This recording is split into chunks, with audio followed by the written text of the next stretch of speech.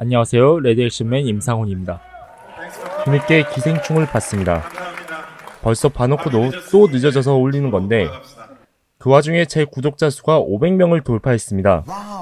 여러분께 진심으로 감사드립니다. 감사합니다. 예! 봉준호 감독의 기생충은 영화 기생충이 봉준호 감독님의 올해 작품이라서 칸 영화제에서 기대는 하고 최고 있었지만 영예인 황금 이제껏 종려상을 전례가 받았습니다. 없었기에 그동안 황금종려상을 한국 영화는 받으리라고는 칸에서 여러 생각하지 상을 않았는데 받았지만 황금 또 한 번 제가 종려상은 이번이 경솔했음을 처음입니다. 느끼면서 김태형 기자. 동시에 감탄했습니다. 한국 영화 최초로 칸 영화제 황금종려상을 상영 이후 수상한 사례입니다. 호평이 쏟아졌던 영화 기생충. Parasite of Bong Joon-ho. 7번째 장편 영화로 한국 영화 사상 첫 황금 종려상의 주인공이 된 봉준호 감독은 출연 배우들에게 공을 돌렸습니다. 12살의 나이에 영화 감독이 되기로 마음먹었던 되게 소심하고 어리숙한 영화광이었습니다. 이 트로피를 이렇게 손에 만지게 될 날이 올 줄은 상상도 못했습니다. 지금까지 깐니에서의 한국 영화 최고 성적은 2003년 쿠엔틴 타란티노 감독님이 박찬욱 감독님의 올드보이에 심사위원 대상을 수여한 것이었는데 이 기록이 드디어 깨졌습니다. 봉준호 감독님, 늦었지만 진심으로 축하드리면서 깐니 얘기를 더 활짝 열어주셔서 감사합니다. 자, 그렇다면 과연 기생충은 얼마나 대단하길래 황금 종려상까지 수상할 수 있었을까요? 영화가 약간은 어려운 면도 있어서 한 번에 완전히 받아들이지는 못했지만 제가 생각하는 이유를 세 가지만 짚어보겠습니다. 봉준호 감독의 새로운 가족 희비극. 첫째는 유쾌 씁쓸한 블랙 코미디로서 분위기의 전환이 자연스럽게 이루어진다는 것입니다. 영화는 중반까지는 다소 웃긴 드라마처럼 전개되다가 모종의 사건이 발생하면서 공포스러운 스릴러의 성격을 띠게 됩니다. 게다가 무서운 일들이 벌어지고 있는 와중에도 적절히 관객을 웃기는 유머를 가미하는데 그 유머가 전혀 위화감이 없이 자연스럽게 흘러가며 그걸 매끄럽게 이어갑니다. 지금 진짜로 이상한 게 온 것 같아. 아버지, 계획이 뭐예요? 둘째는 상징적인 요소들을 곳곳에 배치하며 계급주의적인 현대사회의 어두운 면을 풍자하는 점입니다. 사실 이 상징적인 요소들 때문에 영화가 약간 어렵게 느껴졌는데 그게 흐름 자체가 상당히 재밌어서 추후에 다시 짚어보고 싶어지더군요.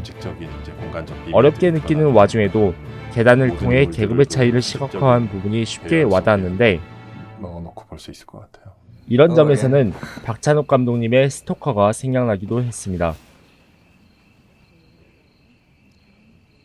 Do you want to know why you feel at a disadvantage right now? Because I didn't know you existed until today?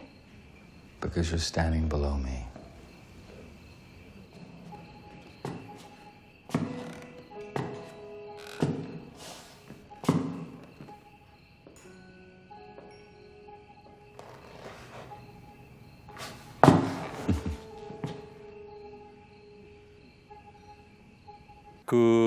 셋째는 봉준호식 삑사리입니다.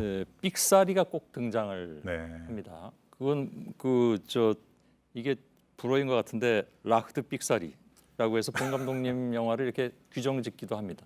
삑사리. 잘 나가다가 갑자기 어이없는 실수를 저지르는 것이죠. 뭔가 어쨌든 맥락으로만 말하자면 뭐 헛발질하거나 굴러 떨어지거나 예상치 못했던 어떤 돌발적인 요소들. 예를 들면 축구 선수가 드리블을 잘못하거나 그러다 어이없는 드리블 나왔고 시바사키가 좀 좋지 않은 드리블 나왔습니다. 이거 어떻게 중계를 해? 시바사키 그걸 못 넣네요. 그러네. 아니 전화를 언제 했는데 지금 하면 어떡해? 살인 사건을 수사하다가 논두렁에서 구르거나 보존다는데 계속 이 아이들 하고 있는 뭐 시바 논두렁 꿀 발라나 지금 콧구멍 쳐박겠습니다.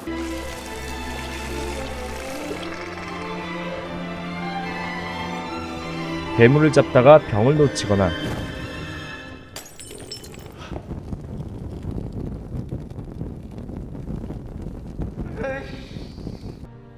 도끼질을 하던 캡틴 아메리카가 고등어를 밟거나 하는 것이 있죠. 이런 삑사리들은 한편으로 관객에게 실소를 짓게 하는 재미를 선사하면서 다른 한편으로는 그게 긴장감을 부여하는데요. 그러니까 이 이번 작품에서도 그 삑사리는 제 몫을 똑똑히 해냅니다. 어떻게 보면 결정적인 순간에 삑사리가 발생하면서 인물들의 전세가 역전되죠. 따라서 삑사리 또한 극적 요소의 하나로 보시면 되겠습니다. 말했던 그 삑사리의 예술이라고 그렇군요. 하는 그런 이름을 타고 있습니다. 예. 이 작품은 단점을 찾기가 힘든데 굳이 하나를 꼽자면 결말부에 있습니다. 영화를 보다가 굳이 결말에 끔찍한 일을 일으켜야 했는가 하는 생각이 들긴 했습니다. 이미 많은 분들이 보셨으리라고 생각하는데 어떤 일이 발생했는지는 다들 아시죠?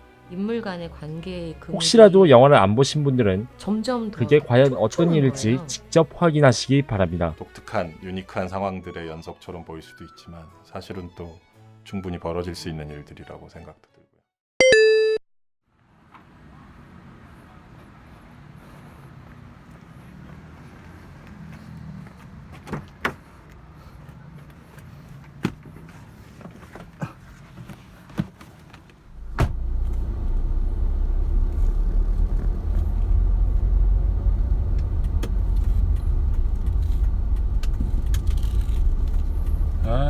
코너링이 예술이야.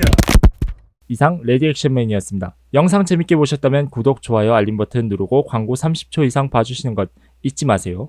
잊지 말고 기억해줘.